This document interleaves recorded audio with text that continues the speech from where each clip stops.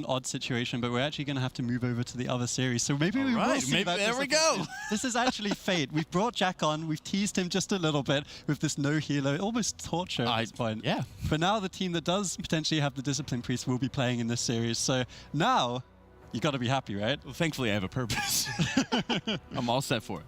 All right, so we're going to actually be swapping it over just a little bit. We'll give those teams just a second to get prepared in this one. But I think I'd like to just take a second to get your thoughts because, of course, you both have expert minds. We just had Future, the Europeans, telling us their take, saying that Europe doesn't do necessarily some of the pulls we saw from Skyline Top in that last one. But Vault of the Wardens, but also Eye of the Shara is the one I really want to talk about. What did you guys think of the Eye of the Shara kind of pull patterns coming out from Skyline Top? Well, one of the interesting things when you're running with Eye of the Shara is, when you always factored in explosive, you're saying, wow, this is actually kind of scary because most of the meta around Eye of Ashara is just pulling as many crabs and Gilbans as possible and just nuking them down. So, they're seeing the control there, but it also had to factor in some of the bursting, from the bolstering there, where I believe it was on Serpentrix, one of the teams had been pulling, a couple of extra crabs into the boss. That way they were able to kind of funnel in more single target damage, but they did end up getting some bolsterings there. So, the difference between the execution, and, their planning there where they're saying, oh, we'll be able to, we're not going to actually have any cleave on these things, and then they end up dying, you get a couple extra bolsters on the boss, and it doesn't go quite as smoothly as you thought it would. Yeah, and I think it was really cool to see how they did pocket pick those strategies, but we will be now heading into the game. More of Souls once again will be that first map, and it's going to be Sun Sky, who are the #2 team from China, going up against SHEPI, who are the #7. So we'll have to see how they compare to Firefang, who obviously dropped down quite badly in the first series, I think it's fair to say, but Sun Sky were the ones closest to Skyline D. How will they perform in this series?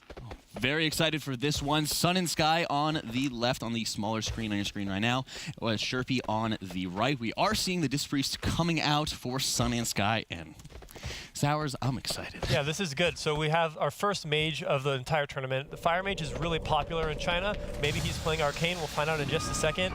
And of course, SHEPI is running that classic double melee, and they're running the double Havoc Demon Hunter, which is the China special. Yeah, so you're talking about, as expected, they're running just exactly what they were used to. You're seeing the trap coming out for SHEPI here.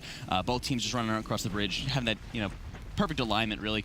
Very, very interesting to see just everything getting pulled into the boss. What do you think about the bringing in the Fire Mage versus the double melee here? So the Fire Mage is going to be able to pump a lot of single target damage onto the boss that maybe a Rogue might do in another team comp, with the exception being they're not putting out nearly as much damage as a Rogue would in a melee composition, whereas this double Havoc Demon Hunter comp is putting a ton of AoE as well as single target with the I-beam onto both the boss and the trash. But you have to be managing your AoE very carefully because the last thing you want to do is roll those bursting stacks, which could spell end for you. It definitely could spell disaster here. You're seeing both teams working on taking out the rest of the trash here. You're seeing SHEPI is getting quite a bit of an advantage, around 15% boss health advantage here coming out, as Sun and Sky are still working on taking down all the trash. Yes, so this double Havoc team is doing an absolute incredible amount of single target damage to the boss, and this is really the big time gate here. Getting that boss down as fast as possible will allow you to proceed to the rest of the dungeon, whereas it appears Sun Sky their comp has done more AoE, the trash has died faster, but the boss has died slower, and that's going to set them a little bit behind. Yeah, and as one of the competitors from the last MDI, how did it feel for you going into some of these competitions when you were going into the very first map? Was there anything, special concerns when you started going up against that first team? Any kind of jitters that were getting to you? Oh, absolutely. The first thing that's going to happen as soon as the key starts, your heart drops, and you just got to clear your mind and focus in on the game and just put your best foot forward. And no matter what happens, you just have to keep on playing all the way to the end of the dungeon. Anything can happen at any point. A wipe for either team could spell 1 or 2 minutes a setback, and that could be the difference between winning or losing any dungeon. Yeah, you're seeing as Sun and Sky is just wrapping up the boss, SHEPI is going into these very, very huge pulls. You're seeing, and of course, all the CDs being going up, and you're seeing the Paladin. What I love right here is baiting out all those dog jumps. They're making sure that, it's a plate where they're able to actually mitigate a huge amount of the damage. You're seeing Aura Master going up, Wings is already up. Huge, huge bursting damage is coming out right here. Just as all these soul siphons need to be kicked, need to be interrupted again from a lot of the guards on the boat. Oh yeah, this is a very dangerous pull, but both teams are doing an excellent job at it so far. No deaths coming out of SHEPI. The DK is getting dangerously low. Purgatory has popped, so he's got to be careful. The Paladin's extremely low, but these mobs are low, and they're handling it quite well. Yeah, and you're seeing the bubble going out there for the Paladin, so he's able to, he dropped very, very low. He stuck himself down there, but you're seeing the 4 Barons going up. So a lot of the focus right here is going onto the tanks. As a healer, you want to make sure that you're able to have that kind of focus. And I love being able to see the barrier going up for Sun and Sky on your left side of the screen there. Having that extra control when they're able to get all the little dogs down. You're going to be trying to make sure you're not rolling any of the bursting sacks. That's one of the most lethal things as Disc. A lot of times you're not really able to prep extra shields or too many in advance because the quaking is just going to be absolutely destroying it. So a lot of times you're just focused on getting the best burst possible, and you're seeing, SHEPI taking a bit of a breather here. I love seeing this, especially as a healer, when you're able to get just a little bit of a break before you're going to engage the Mariner, or just looking to get the ideal line up there where you're able to skip past them. Absolutely, and a very important part of going fast is actually sometimes you have to go slow to go fast. And so SHEPI is waiting to allow the Mariner. Oh, it looks like the DK is actually, it looks like he's probably just resetting Purgatory there, so it's nothing to be too afraid of with that death. And they are going to be killing this dog patrol.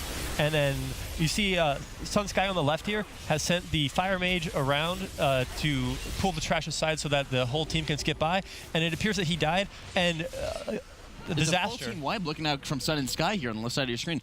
It was looking like they were just trying to be able to skip past to be able to make sure they were keeping everybody up. It looks like they are getting out the failure detection pylon there to get their priest up, trying to make sure he gets topped off before that quaking hits him again. Luckily, he had some good shields up. They're able to kind of get the skip past. But we've seen, with a bunch of teams here, when we're able to see all of our Maw of Souls runs, how cleanly each group's going to do it. So it looks like on SHEPI's part, for example, they might have just tried to do the pull. He realized he doesn't have Purgatory, and he just calls out to everybody, hey, wait a minute, and let me get Purgatory back, and then we can start doing the skip, and we can kind of get there a little bit more cleanly. So we're kind of seeing, pretty even in the amount of both trash percentage and deaths. Yeah, so unfortunately, Sun Sky got in combat with that Mariner there, and that Lantern of Darkness really took them out. And so both teams, however, have 3 deaths on the timer, and they're actually neck and neck again, even after that 25-second difference on that first boss.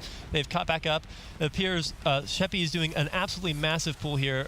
Looks like losing their healer, losing one of their DPS there. It's just such a massive pull, and then they're about to be getting another Lantern of Darkness, and this is just going to spell the end for most of their group. This is definitely looks like we're going to have a wipe out of SHEPI. They're going to have to regroup and then move forward, while Sun Sky has already started on Harboron. We've got a lot of mechanics to watch out for, but they've got quite a nice cushion of space of the safety ahead of SHEPI. They should be in a good spot right now. Yeah, thankfully they were able to get the battle res out on the Paladin there in a good position too, so that they were able to get the mass res. But still, it is a huge inconvenience when you're losing out on all that time, adding more deaths to the timer, as Sun and Sky here is just engaging with Harboron already to 75%. Yeah, so it was very luckily there for SHEPI. There was no quaking going off during that mass resurrection. That is the absolute worst feeling when you're about to get that mass res off and that quaking kicks you and delays the res that much more.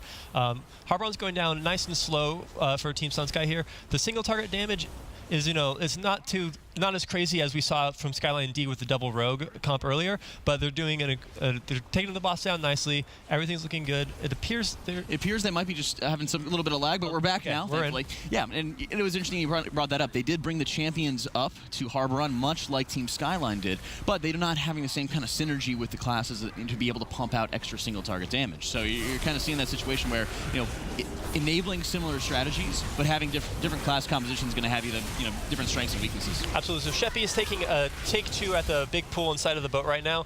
Looks like it's going a lot smoother this time. Maybe they were missing some cooldowns that they were perhaps waiting for when they were eating those feasts earlier. So now they have it and they're feeling confident to take the pool. But Harboron is going down at a good pace, and there's a lot to catch up for SHEPI to be back in this one. Yeah, we saw this in the last MDI. I'm very interested in seeing Schism being taken again by the Disc Priest. And we always saw it with Disc Priests in China having a very, very large favorability for it. Schism, of course, a cast that'll be increasing all your damage done to that target. But is it more interesting to see as well with the latest tier that Disc Priest have in tier 21, just having such a large buff to their penance damage. So by taking Schism, they're not losing out on castigation. They're not getting quite as much damage out. So I do think that Disc Priest could be doing a little bit more here and also have a little bit less effect on his mana. I think a major theme also with we've seen across all teams this MDI, both in the tournament and on live, is how much damage the healers can output. So the Holy Paladin is doing quite a large amount of damage right now for SHEPI. How does the Disc Priest damage compare to Holy Paladin with wings? Well, Holy Paladin with wings just outbursts everywhere, outbursts the world, really. And I think part of the lack of damage is partially due to the talents. We're seeing a gigantic pull here by Sun and Sky, pulling every single piece of trash possible except for Skjall there. Yeah, so they're going to take all this trash down safely. They've got darkness just in case. Got to make sure you manage the bursting stacks very closely. A little bit of kiting down the bridge. The barrier is out. Fire Mage is doing an absolute insane amount of damage. You know, the Rune of Power, the Combustion, the Signaling Beacon, this huge damage AoE coming out. It's very scary to see. You know, there's the Cauterize coming out for the Mage there. They're just trying to, so much damage going out. They're trying to keep everybody alive. You know, we haven't even had many of these mobs even fall. I haven't even seen, we're just now starting to see the bursting stacks as 2 mobs fall.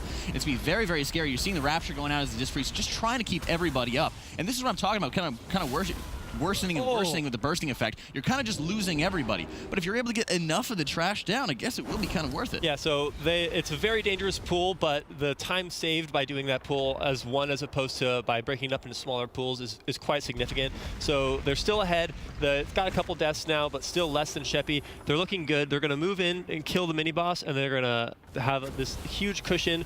Looks like they've just taken down the second boss here for SHEPI, and we're going to see how they pull the boat. Yeah, like you said, a huge cushion of time that's going to be available to them. But it is interesting to see, you know, when you have to deal with bursting as a Disc Priest, you know, most of your healing is relying on hitting other targets. So when you don't have access to that, you're kind of relying on, say, something like Shadow Covenant to be able to get people topped off. But it also puts you in the situation, especially when you're refreshing your bursting, that you keep on popping everything to get everybody topped off, and you're relying, and he basically went through the process of, you know, getting all your atonements out, relying on atonement healing. Atonement healing is not going to be available anymore because mobs are dying, relying on Shadow Covenant. You have, you know, huge cost incurred by that, and you're switching into Rapture and trying to get as many shields out, and then you still are losing people to it. So part of it, I think, might have been preparation, or being able to find like the right mobs to target that are going to be living as long as possible, but it might have also just been with how the mobs are dying. And we saw the difference in control between Sun and Sky, for example, versus Skyline D, which really paced themselves and did a great job there. Yeah, so the SHEPI's doing a very similar pool on the upper deck of the boat that we saw Skyline D do earlier, where they let all the mobs come out, and then they pull just the first pack on the right as well as the left side. But some of them are falling down. This is not what you want to see happen. It looks like the DK fell first, followed by a Demon Hunter. More deaths. They're bringing the mobs back, but some heals look like they went off. These mobs are still dangerous. They can heal themselves back up. And yeah, and they just did the control with the mobs, you know, and that's one of the scariest things is when you're seeing the difference between Sun and Sky and SHEPI, where they're able to have, you know, the polish there, making sure that they're able to get, you know, all the ads controlled, keeping them alive. And I really like seeing Sun and Sky, for example, having that control and the way that the Disc Priest was able to space through cooldowns, dropping Barrier first, the 25% damage reduction, then putting Pain Suppression on him later for the 40% damage reduction and the big healing out of your artifact traits. So it's interesting to see, you know, the extra tank value that the Disc Priest is kind of giving to them, even though they did incur quite a few deaths because the Disc Priest wasn't quite able to heal through the burst. So Sunsky is just getting into Helia now, and the Lust just came off cooldown, so hopefully they'll be able to one-cycle the Helia boat, just like Skyline D did earlier. You know, hitting that timing window is very important. If you can't manage to get that one phase, it's going to cost you additional 30 seconds on the boss at the very least to get it down. So there is still a very slight chance that SHEPI could be back in this, but they do have that 6 death minus. There's 3 seconds right there, right? So everything has to go perfect for SHEPI, and something horrible is going to have to happen for Sunsky to see these guys get back into this game. Yep, and you're seeing as everyone is focusing on this Destructor Tentacle because the next one is going to be spawning very, very soon, and then they're able to hopefully get a little bit better position. But again, it goes back to positioning like we're talking about on this boat. A lot of times you're able to get, you know, very, very simple deaths are able to occur if you're having poor positioning on here. You know, a lot of times, you know, a lot of the tentacles just shoot through the floor, stun you, whack you around, and you're always seeing constantly from a bird's eye view on the ship, you're seeing people hugging the left and right sides, and that's what I kind of want to see a little bit more. I mean, you're seeing the Disc Priest and the Mage kind of stacking together, kind of trying to stay close to each other, but a lot of times when you have to look at the timing of when these tentacles are going to spawn, how lethal they're going to be if they actually end up killing one of your... Absolutely. There's really excellent positioning from Sunsky here on the left, where there's only the tentacles that spawned and broke the deck were the Destructor Tentacles, and none of the players stood in spots where they could get the deck broken underneath their feet and damage taken. Now, where these tentacles spawn is not random, but where they do end up choosing to spawn is random. They got very lucky by getting a tentacle spawn at the front for the second tentacle, but that allows them to cleave the Destructor down with those Grasping Tentacles, which allows them to get into the Helia phase that much faster. Yeah, one of the nice things is with the Grasping Tentacles you're seeing there, while they may not look very, very close by, they have such a huge hitbox where you're able to really easily cleave them no matter where you're at. Yes. So now Helia's engaged, Lust is going, so cooldowns are popping. You see the Demon Hunters and Metamorphosis doing an absolute insane amount of damage right now. Once this boss gets down to 70%, the fight's over, and the dungeon timer hits, and so SHEPI is just a little bit behind. They may be able to do it. If something happens to Sunsky, maybe a player stands in the breath, maybe someone gets tentacled. And that's one of the scariest things about this boss fight is if you do wipe in the phase that Sun and Sky is, you have to start everything all over again. The ship reforms, the magic of the sea, and you have to take care of all the tentacles again, you have to take care of the boss, but right now it's looking like Sun and Sky has us under control, playing very, very safely, another 5%.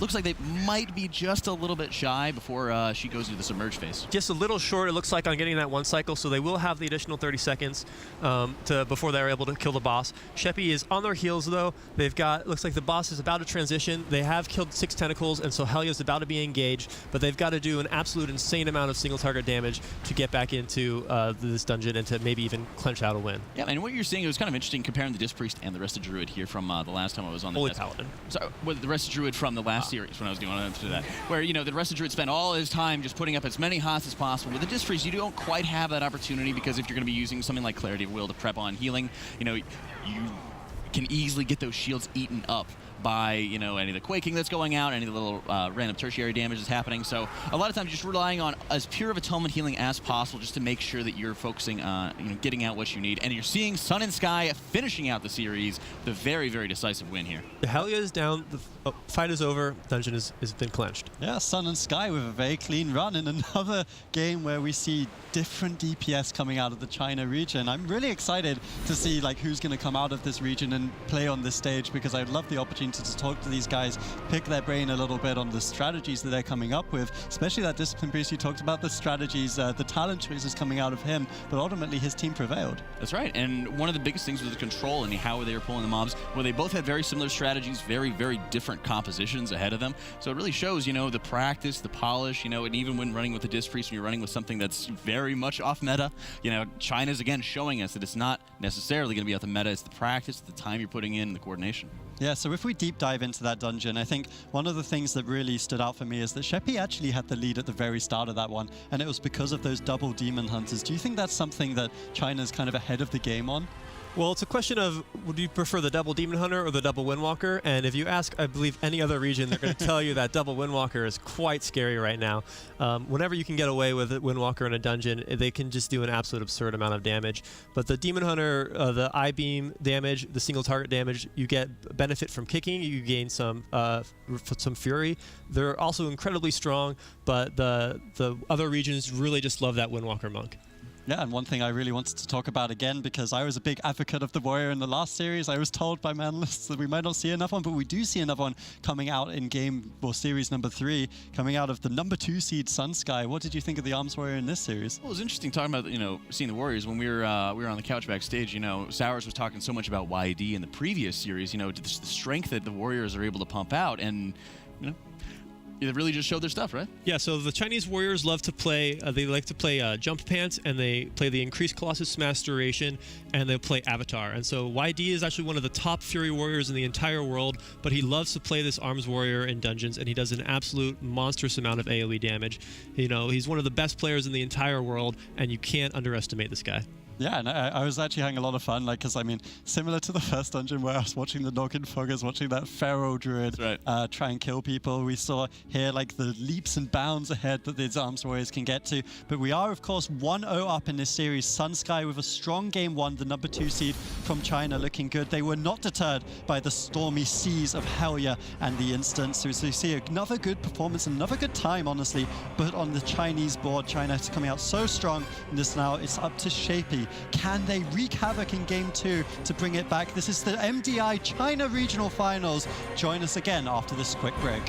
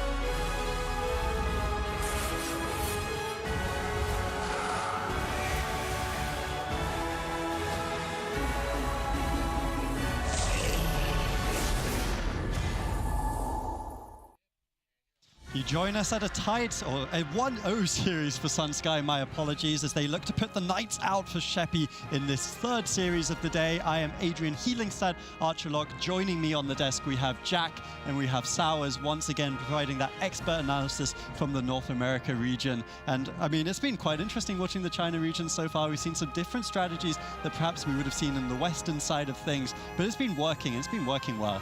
Absolutely. So these Chinese teams, they've got their style and they've got it down to the T, right? These guys know exactly what they want to play. They play it really well. And, you know, you've got to respect the comfort they have in choosing their favorite classes whenever they want. And the execution is so good. It's so good. And Sunsky, they're the #2 team coming out of China in the time trials. I mean, I know that Sloot was saying a little bit that the time trials aren't super relevant because like some teams are really pushing hard to get that #1 seed, whereas some others are like, hey, we qualified, that's what we're going for. But definitely Sunsky, they brought out an odd composition here. We had the Fire Mage, we had the Warrior, we had the Discipline Priest, but they still had a very clean run, Jack. Well, I mean, you were to talk about relevance. You're saying that, you know, Disc Priest has been very much underrepresented in the Mythic Plus scene. You know, you're talking about the time trial relevance. Well, they're going to show that they are relevant, right? And this is the greatest opportunity that they have to show that their compositions can work and can work in a global stage. Yep, and of course we do have the map choice and the affix lock-in coming out of SHEPI, who lost that series. They will have that advantage. Grievous is going to be the choice. I was waiting to see your face there, Jack, because it was definitely something, and you can see the map here is Court of Stars, so something that we haven't seen just yet. Sowers, does this is this what you were expecting coming out of this team? This is definitely a single dungeon right up their alley. I was expecting something either Court of Stars or Darkheart Thicket coming out of SHEPI, because these are dungeons that I really think that the Holy Paladin really shines in compared to the Discipline Priest. Yeah, I definitely agree with you there. I mean, Darkheart Thicket, Court of Stars, keep in mind with Court of Stars, you're not able to actually have any of those extra defensive abilities. You're not able to have, for example, the food or the brew where you're able to, you know, increase your health or have constant healing, or the book for damage reduction. So it puts a lot of pressure on the Disc Priest to make sure that they're adequately prepared, not only for the final boss, Melandris, but also making sure that they're ready for Taliax Flame Wraith, where there's going to be such constant damage going out, and it really is going to rely on how well they're able to cleave down those imps. Yeah, and one of the other things I do want to mention is this is one of the first times we're actually having a tyrannical instance. I'm very excited for that. Sowers, do you think that's going to make it even harder for the Discipline Priest? I think that's also, yes, absolutely. It will make the Discipline's life a little bit more challenging. There's a lot more damage coming out, especially from the second and third boss here in Court of Stars. And this Double Havoc Demon Hunter, we saw 25 seconds faster on the first boss kill in the Darkheart Thicket, so we expect much quicker kill times out of the bosses out of Team SHEPI, and it should be a great show. And I mean, I was talking a little bit earlier about Necrotic. I was giving you some slack that it's always the healer's fault, even when the healer literally can't heal anymore. It's always the healer's fault. But Grievous is something that's really going to challenge this Disc Priest. Oh, absolutely. The Grievous is going to be the biggest challenge here for the instance, where you're able to just focus. And ideally, what you want to be doing as a priest is focusing and drilling down on targets that are just about to start building up with Grievous stacks and focusing them down. The Twist of Fate is going to be extremely helpful here, especially when you're going to be going into like Lady Flame Wreath. If people are dropping low, the damage can ramp up really high, and not only are you dealing with the ticking damage, the imps exploding, but you're also going to be dealing with a very nasty Grievous dot. Yep, and of course, Court of Stars being the map, the final affix we will be dealing with is teaming. That's pre-assigned with this by Blizzard at the start of the tournament, so the teams did know that coming in. But it's honestly, it's quite a gruesome key, I would say, tyrannical, teaming, and the Grievous stack. It's going to be hard for Sunsky, but also a good opportunity for them to show why they are the #2 team in China. If you had any predictions on what would be the hardest pulls in Court of Stars, like what are we really watching for the audience at home? Everything is, all the hard pulls are going to come in the second half of the dungeon. The teaming affix is going to add 2 of the Inquisitors to a lot of the patrols back there, and if 2 Ice Storms go off, that could spell the end of your run. Those guys do an absolutely insane amount of damage, and it's very hard to heal through. The Holy Paladin should be able to go through it with wings and some cooldowns, but for the Disc Priest, if they accidentally face pull one of those pats, it could just wipe them all out. Yeah, and throwing back to you once again, Sowers, because you've been talking a lot about these 2 Demon Hunters being the Chinese meta. I would imagine that they would work very well into the teaming affix. Oh, absolutely. So they love having more targets to cleave off of. More targets to cleave means more I-beams, it means more metamorphoses. They're just doing insane. It helps their damage so much, both on single target and on AoE. They really put this composition. They've got all of their tricks that they use, and they use them to great effect. Yep, and I do hear that we are ready to get into Game 2 of this series. Of course, it is SHEPI's last chance in this series. They need to win this one, otherwise they will drop down to that lower bracket. Meanwhile, SunSky, the number 2 team coming out of China, the favorites, the team that's 1-0 up, who have Court of Stars. We'll have to see if this oddball composition coming out of them will be enough to pull them through to the semifinals. Court of Stars, my favorite instance. All right, Sun and Sky on the left side of your screen, on the larger screen here, and SHEPI on the right side. Again, starting it off with, of course, just the boat that's going to be picking all of them up. Now, Sours, do you think that we're going to be seeing, usually we've seen the meta often involves just getting the docks, getting all the mobs in there together, blowing them up. Do you think that we're going to be seeing that before the boss fight, or do you think you're going to start seeing it afterwards? I think for Team SHEPI, I wouldn't be surprised if we saw them go into the boss and then send off the Paladin ahead to open up the gates while the rest of the team goes back to clear the docks. And SunSky, you know, it's a surprise, right? Nobody really knows what these Chinese teams have been doing. It's a huge mystery. So we're going to go on this journey together, and we're going to see what they've got planned for us. I'm ready for that journey. And of course, you know, the interesting things is going to be having to deal with none of any of the, well, except for just the poison. The poison is going to be the only thing that's going to be active over the course of this dungeon. You're not going to be able to have any of the extra buffs, any of the extra ways to pull more of the mini bosses that we're going to be seeing there. So it can make this instance, which usually is very, very friendly, especially if you're getting what you want, it can make it a lot more deadly, especially where we're going to be seeing Tyrannical coming in. Absolutely. So we see a very common start to both of these dungeons where they're going to Demon Hunter imprison this first mob and run past it. Like Nagoro was talking about earlier, when you kill a single mob by itself, it's very slow and inefficient, and that mob likes to run through the dungeon and slam the ground a lot very slowly. So you've got to commit to him and kill him if you pull him. And so it's a great job on both teams by skipping that guy and moving on to start the trash. Yeah, and one of the most annoying things is really going to be the Fortify that the guards like to cast. You know, you're taking that extra damage reduction and can deal a little bit more damage. It is nice to be able to have the Disc Priest, for example, as we're going to be going through. It looks like they're posturing for the dock pull here. And one of the nicest things you have with Disc Priest is rather than relying on, say, the mage to get any of the spell steals off, you're able to just have a single master spell clear off any of those little fortified buffs and just absolutely annihilate them here. So both teams are actually going into the dock pull together, so instead of going to the boss to get that lust on cooldown as soon as possible, they've opted to go to the docks first. Looks like SunSky has actually killed it incredibly quickly. They're moving back up.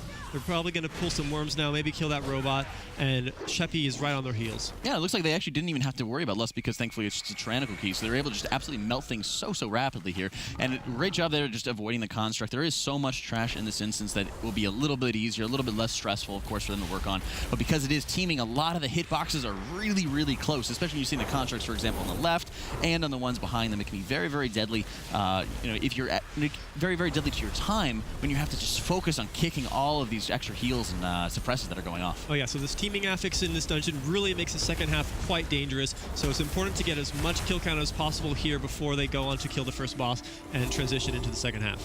Yep, and you're seeing here as they're engaging with the Saber, you know, one of the most deadly things, especially on Fortified, having to deal with it. But it can be quite nice to be able to, very satisfying, let me tell you, as a Disc Priest, being able to hit him with a Shining Force as the Saber likes to jump on you. But a lot of times, the DKs love to save us with the Death Grips before it gets us. I know more than anybody just how dangerous cats can be in dungeons. They really love to jump on you, and they can really spell the end of your day.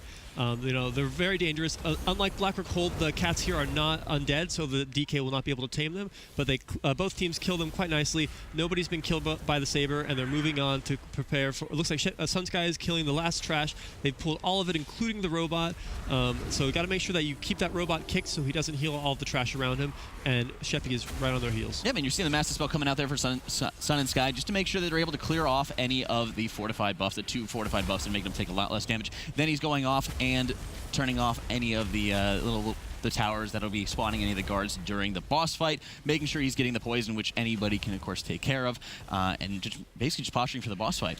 So it looks SHEPI has actually pulled the boss first. I'm not sure how many beacons they've hit. So if you leave these beacons up, the mobs will come out and cast a hinder on the team, which can be really troublesome, but by having more mobs available for the Demon Hunters to I-beam off of, they'll actually be able to do an incredible amount of damage, and they could kill Gerdo significantly faster than SunSky will be able to.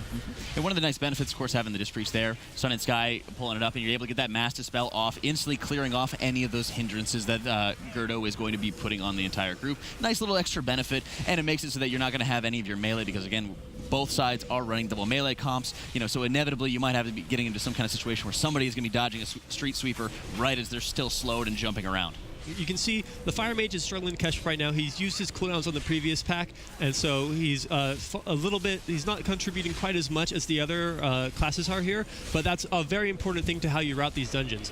Where you use your cooldowns is really essential to speed. Sometimes it's not about doing as much damage as possible on trash, it's about playing the objective, and by him using his cooldowns on trash and allowing the Havoc Demon Hunter and Arms Warrior to have more cooldowns available for the boss, they're playing the objective better, and they should have a faster kill time than if they were to have held cooldowns or use them set differently. Yeah, an excellent point as you're talking about here. And, you know, you're seeing Team SHEPI here taking down Gerdo, and it's really interesting to see, you know, where they're going to be going next, because you are seeing they are posturing to actually take out this construct and actually do fight the construct rather than just having the Holy Paladin run right around it. You are able to skip past it if you are very quick, if you are able to just finesse your way around it, basically. So it is interesting to kind of see them taking that route, because it also means that they are more or less obligated towards taking that. Taking down the first Inquisitor pack right in front of them. Looks like SHEPI actually CC'd that mob and then just ran past it. Maybe it's going to come in and catch them. Maybe it'll reset. We'll see what happens.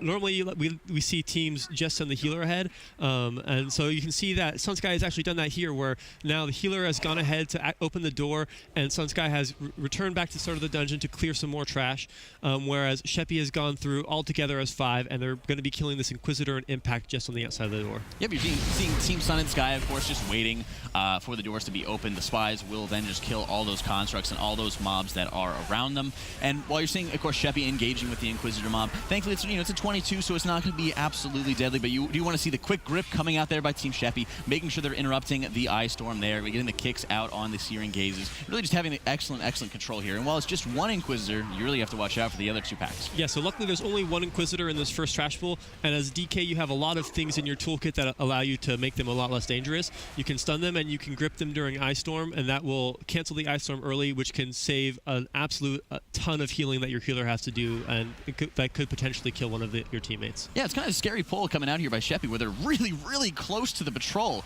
Like, they're actually just edging up so close, and they do end up pulling it. Team SHEPI getting the extra 2 constructs here. So much extra trash to pull. I do not think it was intentional at all. It's going to be adding such a big pain to them, because they do need to make sure they're kicking both of the heals and taking care of the Eye Storm and taking care of the Suppress. So much work for them now. Yeah, so this may be a practice pool, it may not be. It's definitely not something that you see standard. The Holy Paladin is down, he's getting a B-res. There's a lot of damage going out, but it looks like the mobs are still at full health. So maybe a heal went off.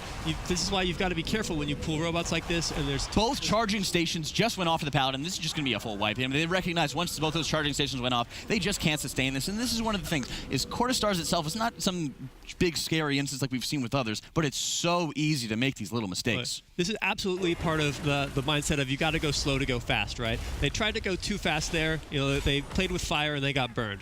You know, they wiped, they got the heals off, the Inquisitors are doing a ton of damage, and there was the fastest, safest option there is just wipe it up, recenter yourself, and continue to do the dungeon normally. Yeah, but you're seeing Sun and Sky here pulling the first of the mini bosses, Amakutya.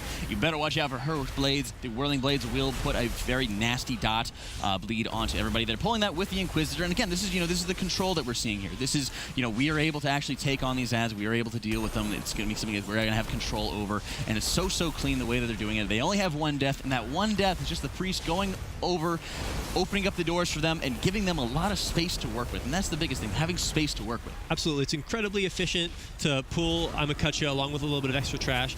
The DKs can keep things under control. The warrior cooldowns are in full effect. He's doing quite a respectable amount of damage here. Looks like after they kill him, we'll have to see where the next Inquisitor spawns. They could have quite a journey to go to pull him next, and there's a lot of trash to do. Yeah, and you're seeing, of course, by Team SHEPI, they are getting hit by the Enforcers. The Enforcers AoE there, taking so much damage. The Holy Pally did go down, so they're taking down they're still having to deal with the Enforcer. No healers left available. They still have some of the dots coming out. The healers catching up here, which is so much extra unnecessary damage. It's just wasting so much more time. It's really hurting them. Absolutely. It's very important to see that you see Team SHEPI here has pulled the Inquisitor over to a corner, because you can line of sight that fell explosion, and then that way the dot will not go out of the team, and that can be very dangerous to deal with. It is a tyrannical key and not a fortified key, so it could be doing more damage on the same keystone level, but it is not something that a good healer can't handle. Yeah, and that's one of the things is, when you're seeing just that extra death, when you're having to it wasn't even pulling with like a lot of extra mobs or anything like that. Just losing that little control for just a second can just make it so much more difficult. And again, just start draining away your time a little bit by bit. And as we're seeing here, Sun and Sky is waiting for the next of the mini bosses here, waiting and trying to get a little bit of extra trash probably when they get Veilguard down. And so Sun Sky's got a really great position here for killing our watcher here. It's important that you don't want to stand somewhere where one of the next trash mobs that is going to spawn a mini boss spawns, because the last thing you want to do is when you're fighting one of these guys is have one of those enforcers spawn on you and then possibly kill the entire group, because these guys will put the group in boss combat, which means you cannot release, which is so deaths are very important to avoid when fighting these guys. Yeah, and like you just said, the positioning was perfect, because as you're seeing on Sun and Sky's screen, you know, the enforcer was spawning just over that little set of flowers that they're standing next to. You know, they had just cleared out that entire area, you didn't even know, but they made sure that they're playing as safely as they possibly can, just to avoid that stuff, just to avoid the possibility of it happening. So SHEPI looks like they've killed their enforcer. They're waiting for the boss to come. Looks like are they on Amakutcha? Are they on? Like, I think they are on Veilguard as well here. Okay, so it looks like they're pulling him in addition to the Succubus as well as the Imp. So this is more damage, like I said earlier. So it's for the Havoc Demon Hunters. Having these additional mobs to cleave off of is going to allow them to kill this boss faster. And so it's really helpful for, you see also with the Rogues love to do this also, where that you turn your AoE into single target, which allows you to kill the priority mobs really fast. And it's, you know, it's really smart play. Yeah, and what's interesting to see is they're actually not too terribly far behind here. They are halfway through Veilguard. They do still, whereas Sun and Sky has to kill that extra enforcer and things like that. But the biggest difference, the biggest thing that's killing them right now is the death differential, right? When you're having that extra 35 seconds, just makes it so much more difficult to catch up. Yeah, so Sun Sky's just got a little bit of trash left to clear while they're finishing up on Veilguard for SHEPI. You know, there's just a little bit of trash. They've got to run over and kill this last enforcer at spawn as far as possible. And so once they've cleared him, they've just got our Stomp friend to deal with, and then they'll be moving on to Mrs. Flamewreath, and then that's when things can get really scary for the Disc Priest. Well, not scarier than Mr. Flamewreath, let me tell you. So we're seeing, of course, you know, they are taking down the last enforcer, and, you know, one of the biggest challenges here is making sure you're taking care of the patrols. You know, you're seeing, of course, what this pull for Team SHEPI can usually be more of a pain, where you have to take down the Inquisitor along with the Enforcer, and that was one of the areas, of course, that Team SHEPI did lose their Paladin when they had to go Enforcer into the Inquisitor. But at this point, they really just can't waste any more time. They have to be playing aggressively. They have to catch up by any means necessary. Absolutely. If teams are watching the broadcast, looks like, oh, they've killed the Enforcer. Huge damage, and maybe even another wipe coming out for Team SHEPI here. Just so much. And of course, that's what's happening again, is when you have to deal with those Enforcers, and they were getting the other mini-boss coming out. Such big risks. Absolutely disastrous wipe. That's going to set them back quite a bit. I don't know if, I think it almost looked like they pulled the Enforcer without even killing or maybe it spawned on top of them. That guy came at them really fast, almost as if he was buffed by the boss the entire time. So I'm not really sure where he came from. It looked like they might have just been pulling the Enforcer pack, pulling the Inquisitor pack, and then the Enforcer just spawned on him. You know, again, not following what you're talking about. We're just trying to get at least an idea. You don't have to wait too terribly long, because again, that Enforcer spawned almost immediately there. Yeah. And so Sun Sky is now killing. They're halfway done with the last mini boss before they move on to the real boss. And you know, SHEPI's got a lot to catch up on. They're back on the same trash pool as earlier, doing AOE. You know, this will be kill count for them, and then they've just got one mini boss, and then they'll be together with him on Flamewreath. Yeah, and one of the interesting things when we're going into Flamewreath here, you know, how do you think with this composition for Sun and Sky, how they're going to be pacing, for example, their cooldowns? Are they going to be able to have, you know, multiple cooldowns rolling at a time? They're going to be spacing them out. How do you see them really setting it up here? In a 22 tyrannical like this, I think it's going to be very important to see that they alternate who gets to pat on the imps, as people would like to say. So maybe you'll see Warrior go first on imps, followed by Demon Hunter cooldowns on the second one, and then maybe Fire Mage on the third. You'll see on the meter, right? One class is they're gonna leapfrog over each other as those imps spawn, and doing that will ensure that, you know, they're playing the objective of killing those imps so that they don't wipe to the boss, so that they can kill it safely and move on to the third boss. And one of the nicest things, from a healer perspective, especially the Disc Priest in this fight, you know, when you are having to deal with Grievous, we haven't really seen Grievous been too impactful up until this point, but this is going to be the challenge here. You know, as you're seeing, like, their Disc Priest is doing an excellent job making sure they're clearing off any of those debuffs there. He's trying to do as much healing as he can through Atonement, but I can tell you, when that consumption buff goes up right when all the ads come out, it makes your life so much more easy. Oh yeah, so this boss is of course ramping up in the amount of damage it's putting out to the team. So the disc life only gets harder and harder. We haven't seen barrier come out yet, so he still has those healing cooldowns up his sleeve. You know, you see that Fire Mage is the most recent one to kill on the imps. Looks like it's Warrior's turn next. This is the kind of things you want to see out of these teams. You know, this coordination is really important when you want to play at a high level like this, really to maximize your chance of completing the dungeon clear. You can see there's the I-Beam, the Metamorphosis, Demon Hunter's doing damage, Warrior's doing a ton of damage. All those imps are down instantly. All that damage is avoided that the healer would have to recover from. And you know, and that's one of the nice things when you're able to have that kind of control, like you're talking about. You know, the disc mana is doing very well, only at half. They haven't even had to use barrier yet. Rapture is going out, so it looks like they will probably use barrier maybe on the very last one if they even need it. And it's nice, you know, you're not even having to actually rely on like Twist of Fate, for example, if they're running Soul of the High Priest ring, you know, because it can be kind of dangerous waiting for them to drop. As you're seeing, you know, health pools are going to be dropping in the 20 to 30% at a time. So you're trying to line it up perfectly so that you're able to proc Twist of Fate, instantly get people back up and not have them in a dangerous zone is really nice. But again, you're seeing, you know, they have excellent control, excellent ad control getting down. SHEPI is just engaging the last boss here. It looked like after they killed Jizaru that they actually got another Enforcer spawn on them because they were fighting an Enforcer until just a second ago, and there was no mini-boss following that Enforcer. So that's why where you position to kill these bosses is so important, because if you're standing in the wrong spot, then a mob's going to spawn on you, and then it sets you back an incredible amount of time, and that's further lead for Sunsky here. Yeah, and you're seeing Sun and Sky, for example, having such great control, such great patience, really, watching where the Enforcers are going to spawn, making sure that they already have that list of predetermined spawn locations in their head before they do it. Now, of course, we have my favorite part of the instance, where you're able to be your ace detective. Getting all the clues, of course, will allow your Demon Hunter to instantly just figure out who the spy is. Personally, I like to gamble. I like to guess. Oh yeah, so some guys showed some absolutely incredible discipline here in this dungeon. You know, they found their clues. Demon Hunter's popped his vision, and now they're off to kill our Dreadlord here.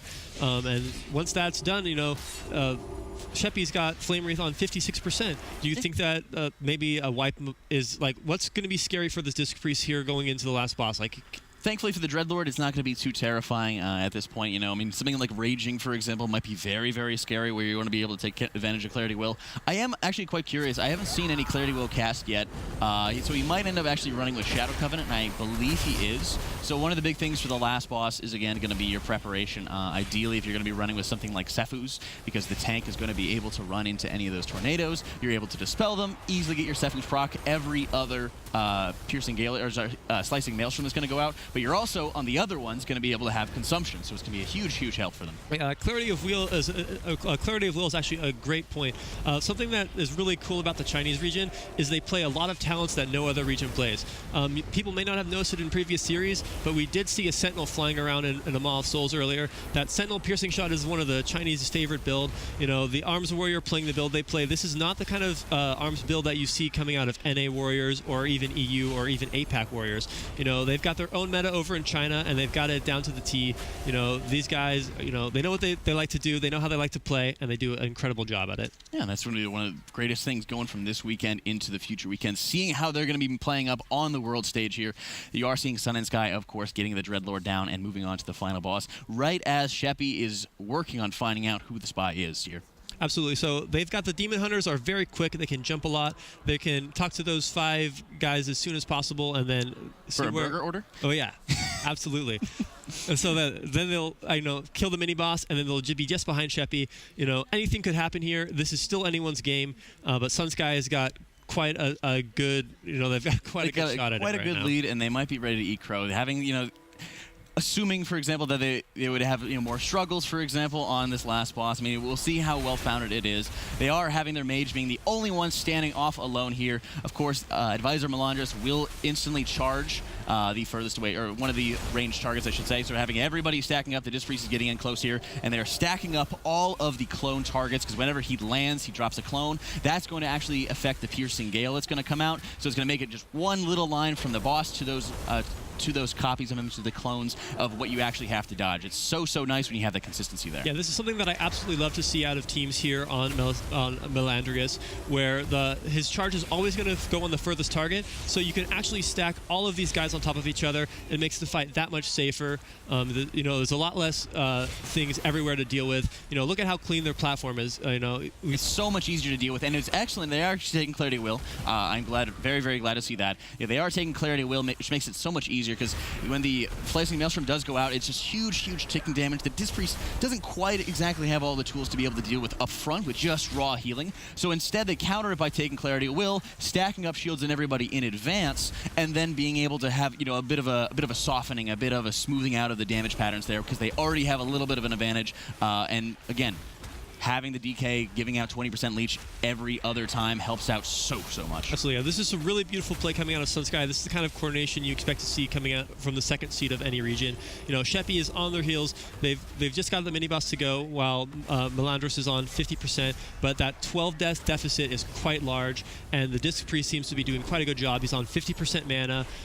Once this is over, the damage doesn't get any crazier from here. After a certain point, you're capped out on damage. Absolutely. And that's one of the nice things to see is, not only that, but also this is going to be kind of the struggle point, and this is where I really want to see Barrier here. He's trying to catch up. He's trying to get everybody topped off from the Grievous ticks that are going out, and I think now more than any other time is going to be where you really, yep, there comes Barrier, right? You still have not cleared out the Grievous. Slicing Maelstrom's coming out. You have no preparation to be able to deal with it. Lean on Barrier. You get everybody topped out. You have all of your Atonement healing, for example, buffed by 100%. That's excellent move, excellent instincts here for Sun and Sky's Disc Priest. Absolutely, yeah. You can lean on me anytime, Jack, and these guys have leaned on their Disc Priest, and they've shown great use of the barrier. SHEPI's moving on to the last boss, but 32%. The damage isn't getting any crazier. Fire Mage, if he's wearing bracers, belt, he could be going into Scorch execute range. The Arms Warrior's about to turn online. It's quite an impressive game out of Sunsky. They've really done a really impressive job here. Yeah, and you're seeing when Disc Priest gets on the back foot, he had excellent instincts and making sure he knows what he's able to do. But now for this, he has constant Clarity Will casts, he constant shields going up, and now that he has that balance, because the damage has already capped out at this point, and even has really good positioning here. If you're watching right now, he's standing just outside of melee range, so he's not even going to get hit by the extra damage that will come from just standing next to the boss or standing next to the copies during the Slicing Maelstroms. Great instincts here. Oh yeah, so, they're cleaning up the dungeon, really clean run, only one death in a 22-minute dungeon is looking to be. And it was a planned death too. Absolutely, yeah, so it's important sometimes as a Death Knight or even as a Vengeance Demon Hunter, if you pop, I believe it was the Death Knight who died, but when you get a Purgatory pop or maybe a Last Stand proc, it's useful to sometimes die to reset that cooldown so that you have it in a time of need. An excellent showing here by Team Sun and Sky with a near flawless performance in Court of Stars, playing so carefully, so safely, and getting very rewarded for it. Yep, another great performance coming out of the China region. We saw Sun Sky there win the series 2-0 against SHEPI, so a very good performance coming out of them, very clean as we were saying at the very end of that one. But I definitely want to give credit to SHEPI as well for their preparation coming in. Once again, that double Demon Hunter looking strong at the start of it, but ultimately I just feel like they were the worst team in the affair. Oh, absolutely. They showed really incredible pulls, but they may have been a little overzealous in one or two of them, and that was their demise, right? By pulling the double Guardian pack who got off the heels, that was really the turning point in the dungeon, where all the lead that they had even had up to that point was gone. That wipe was absolutely devastating for them, and it really set them back. They just couldn't recover from there. Yeah, you've got to be careful with those patrols. As a ranged caster who doesn't have any awareness outside of what I'm DPSing, I am absolutely aware of that, because I get yelled at a lot in comms, must admit. But Sun Sky looking very good, and I think it's something that we've been talking about a little bit as well. Like the time trials, we saw some very risque strategies coming out as the teams obviously had infinite pulls, they had infinite time throughout that week to perfect and get the perfect run. But here, it's all or nothing. It is a race after all. It's all or nothing, and it shows, when you have to be playing safe, when you have to be playing a little bit more securely, and really, we were talking in backstage about what instances might be a little bit better for a counter pick to kind of get rid of the Disc Priest or kind of just psych him out of the game or put him in a more difficult situation. We saw what happens when you're able to have that extra preparation. You're able to see, for example, the Sephu's Pride as combination being used on the last boss, where you're able to get the little Sephu's proc by dispelling the tank. Then you're able to get huge shields out right before the Slicing Maelstrom comes. Very excellent setup and Very, very glad to see Disc win. Yep, very good performance. The Discipline Priest did it, and Jack was on the bench to see it. So 2-0 win there for SunSky. SunSky joining, of course, the other Sky teams to make an all-sunny affair. Beautiful stuff from China in that upper bracket. We have our three of our top 4 teams now, so we're looking good, but no one's out of it just yet. There's double elimination, but our next series will be the final 2 teams from China. We've got Ying going against No Healer in this next one. See you after this.